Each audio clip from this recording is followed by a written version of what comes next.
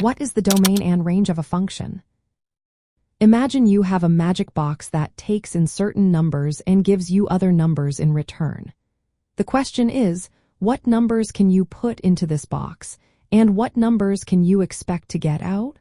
That's what the ideas of domain and range are all about. The domain is all the input values you can safely put into a function. Think of it like the list of numbers that won't cause any problems when you use the function. For example, if the function involves dividing by a number, you can't divide by 0 because that's impossible in math. So, any input that makes the denominator 0 is not part of the domain.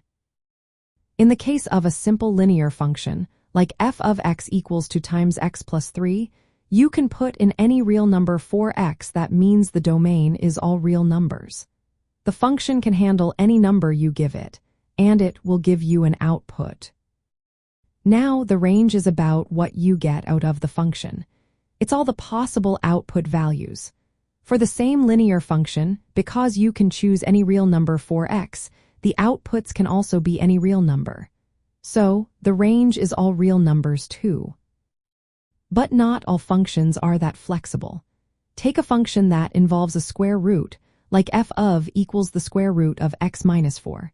Here, you can only put in numbers 4 that make the expression inside the square root 0 or positive. That means has to be 4 or greater. The domain is all numbers starting at 4 and going up to infinity. To find the domain, look for any restrictions that come from dividing by 0 or taking the square root of a negative number. If you see division, exclude the values that make the denominator 0. If you see a square root, include only the values that keep the expression inside non-negative.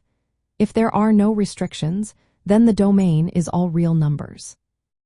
To find the range, think about what the output can be. For linear functions, the outputs can be any real number. For other functions, analyze the shape or graph to see what values the function can produce. For example, if you have a quadratic function like f of x equals x squared, and the domain is all real numbers, then the outputs are 0 or positive because squaring any real number gives a non-negative result. So the range is 0, and all numbers greater than or equal to 0. Understanding the ideas of domain and range helps you know where a function exists and what values it can give back. It's like knowing the rules of the game before you start playing.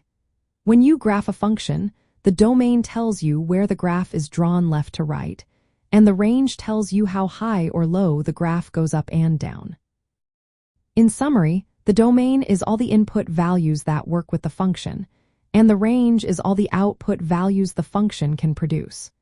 Knowing these helps you work better with graphs and equations, especially when dealing with linear relationships and functions.